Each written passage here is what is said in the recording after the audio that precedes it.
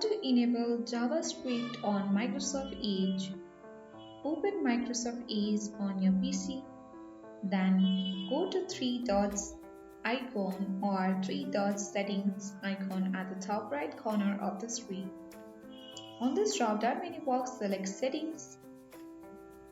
Now on the side panel of Settings, select Cookies and Site Permissions. And from here, you have to scroll all the way down until and unless you don't find JavaScript. Open it, and if the slider is toggled off in this way, you need to click on this Allowed button and turn on or enable the JavaScript on Edge. After that, if you want to block on some sites, then you can click on Add and add the site and block there. If you want to allow JavaScript on some sites, then you can also click on Add and add it here the site name and click on Add button.